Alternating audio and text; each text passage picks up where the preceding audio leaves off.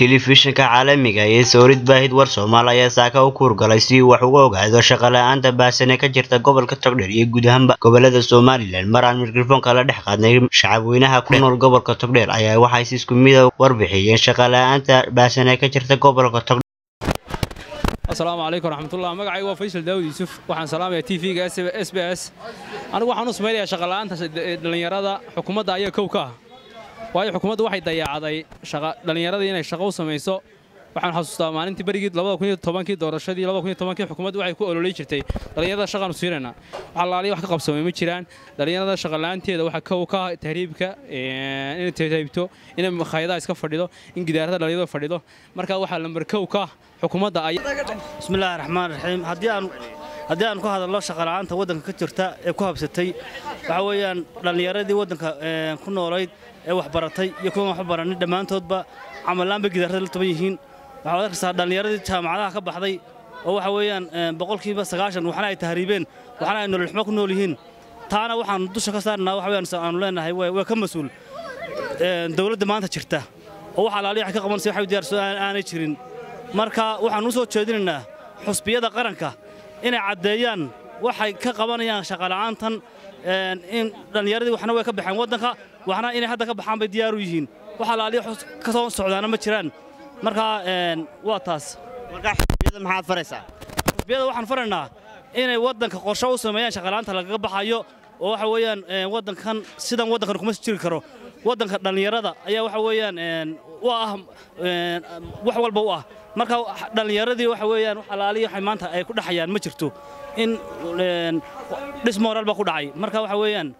haadayaan waxay xusbiyadu ay maxaan ku dhahay qorshe ka damaceen waddanka doorkii ay ku lahayd ka qaad shaqaalaha dhalinyarada shaqaalaha dhalinyarada magacayga waxa la yiraahdaa Faysal Qaybjid Xandulle waxa halka la iska weydiinaya ra'yiga dadweynaha qof walbana ra'yigiisu hadlaya waxaanu sheegaynaa dhalinyarada maxay yahay dalka ku nool ee tahriibtu laysay ee dhibaatadu dishay maxay yahay in walba intuu jaamacadii ka baxay amal la'aan iyo muraarad dilaac darteed markuu wax loo diray iyo wuxuu qabtay waay tahriibta bad ugu daadatay inay kaliftay shaqo xumada reer kulmiye inay kaliftay tahriibta iyo dhibaatada iyo cararka ayaanu dadweynaha u sheegaynaa waxa lagaga nabadgelayaa maanta oo lagaga baxsanayaa dhalinyaraduna ay wax ku helaysaa oo ku faa'iideysaa oo khayraadka ay doonaysaa iyo nimcada ay doonaysaa ku gaadhaysaa leenahay adduunyada isbedel baa lagu xisaabtamaa isbedel kulmiye waynu aragnaa wuxuu qabtayna waynu aragnaa wuxuu yahayna waynu aragnaa kulmiye horta waa laba kulmiye waa SD hore iyo SD dambe SD hore dad madaxweyne Siilaanyo hayo wuxuu qabtayba iyo wuxuu sameeyayba waa la ogaa waxa weeye qolada ka dambeysay kulmiye sheeganaysa imkana doonaysa inay tartanka soo gasho ee wareega dambe ku jirta imka siday dalka u baabisay siday tayo siday leedahay waa la arkaya dalka inaan waxba loogu imaneed wadada inay maxay gaala ka sii boobayso waa la arkaa marka waxa isbedel baa la doonayaa isbedelka dhalinyarada waxa inoo haya fartiina oo ah wax ku bedeshaan awalan magacaygu waa Axmed Nuur Ciise waxaan ka mid ahay dhalinyarada gobolka Togdheer kulay hadii aan ka hadlo shaqo la'aanta baahsan ee ka jirta waddanka kulay waxaan ku sababeyn lahaa waddanku kulay guud ahaan uu leeyahay khayraad ama bad ha ahaato ama bari ha ahaato kulay waxa jira qorshayaal aanay kulay dawladdu ay ballan qaado oo aanay fulin kulay hadii dhalinyarada la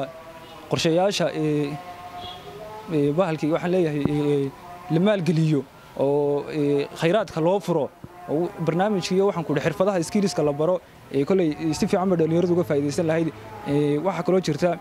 kulay hay'adda shaqaaluhu imika uu sharmarka gudoomiyaha ka yahay kulay waa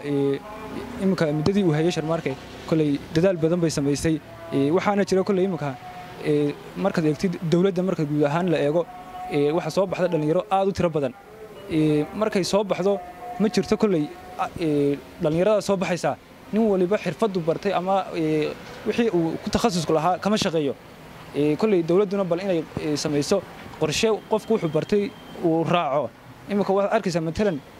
qof computer soo bartay ama caafimaad soo bartay oo haddana computer ku shaqeynaya marka bal in qofku wuxuu bartay in loo tixgeliyo oo lagu maalgeliyo balaynkaana dadka la raaciyo kulay mas'uuliyiinta saddexdaas baqarna kulay waxaan u diri lahaa baaqalkan uga diri lahaa in lagu eego raggan tartamaya dhalinyarada waliba khaasan baleenka ay ka leeyihiin dhalinyarada ama waxa ay u hayaan dee haddii qofkii aynu qabiil ku raacno ama aan si kale u raacno waxa kale iman kara dee dhibaatun bay nagu imanaysaa marka waxaan halkan ka leeyahay dhismoolarka dhalinyarada laga saaro xukuumadda kulley imika xilkeedu wuu iska sii gabaabsi insha Allah kulley wax badanna way qabatay wax badanna way dhiman yihiin bismillaahir rahmaanir rahiim magacaygu waa maxamed faarax maxamed oo ku nool magaalada Burco ee gobolka Togdheer shaqo la'aanta jirta ee maanta dalka ka jirta waa mid aad u badan maalin walba jaamacadaha waxa ka soo qalin jabinay tiro aad u fara badan taas oo ay haysato shaqo la'aan aad u badan iyo jihayn la'aan meesha ugu weyn ee loo shaqo tagaa Soomaaliland waa dawladda tii dawladana waxa ka jirta maxay garabaysi iyadoo dad gaar ah la qaadanayo marka waxaan u soo jeedin lahaa in xisbiyada maanta doorashada galaya inay noola yimaadaan qorshe cad oo shaqo la'aanta wax laga qabanayo tusaale waxa idinku filan waxa maanta dad halka fadhiya wada shaqo la'aan baanan haysa aad baad u mahadsantihiin maxaa shaqo la'aanta sababay oran karnaa shaqo la'aanta waxa sababay qorshe xumada dawladda maanta joogta waxa ka mid ah dhalinyarada gobolka Togdheer xaqiiqatan sida jirta shaqo la'aanta waa shaqo la'aan baahsan waxa sababa qorshe la'aan dhinaca dawladda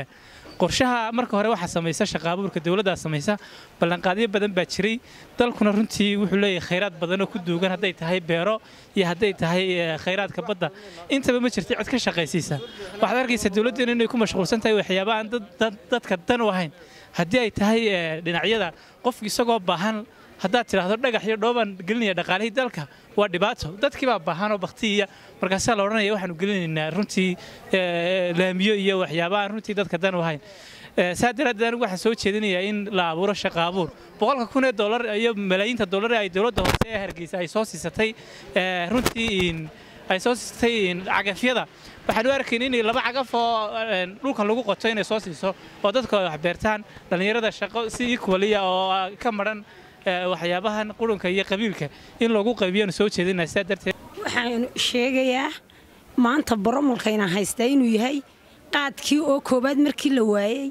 qudrad baa ugu yar wax laga soo saara wadankan inay jirin caruurta ka soo baxay iskuulada ilmo kasta wuxuu ku xisaabtamaa mustaqbal hadhow markaad shaqadan dhamayso iskuulkan ka dhamayso maxaad ka shaqayn maxaad qaban marka ilmihii wuxuu arkayaa kii horeba iyagoo waxba qaban marka dhismooral ayaa ku dhacay ilmihii wuxuu isooranaya kii horeba waxba muu qaban halkan waxna kama helin adiguna waa inaad ka tahriibtaa waa kuwa bahalay caruurtii mariyay caruurtii waxba kuma noola assalaamu calaykum waraxmatullaahi wabarakaatu magacaygu waa nimco maxamed xasan waxaan leeyahay dhalinyarada ay aafada badan qabsatay iyo tahriibta shaqo la'aanta waxa inoogu wacan dawladda in ragaadisay ee maantana doonaysa inay shubato khaasatan waxaan la hadlayaa dhalinyarada gobolka Togdheer waxaan leeyahay toosa reer Togdheerow tartan weeye goboladu la istoocsanaayee ninba tabiye xeeshii toonka soo dhigayee tashada reer Togdheerow ayaan leeyahay waxa weeyaan dhalinyarada reer Burco waxa jira aafooyin badan oo la wareegay waxa la leeyahay lacag baan idin haynaa hadaan kulmiyanahay waxaanu leenahay ma jira habaabin la idinku sameyn iyaan la idin bedelin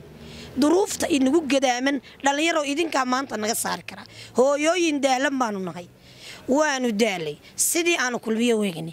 maanta waxa weeyaan shaqo la'aan ilmihi aanu ku soo tabacnay 15 sano ama 16 sano waa ka hararka fadhiya markii uu dhakafaar qaaday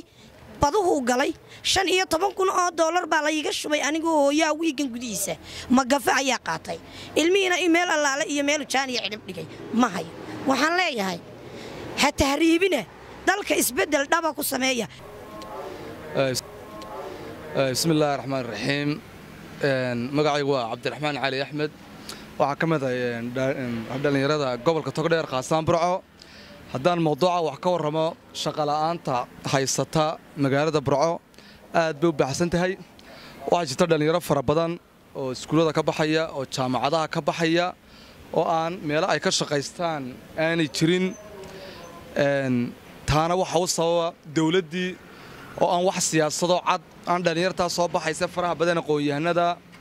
aan ka lahayn imigana waxa soo kordhay sixir barar fara badan oo waxa weeye dhalinyartii iyo bulshadii waxa weeye saameeyay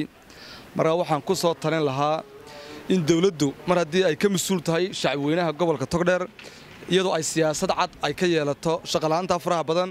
ee sababaysa in dhalinyartii ay tahriibaan waxa weeye fadhi ku dirarka waxa weeye ay ku bataan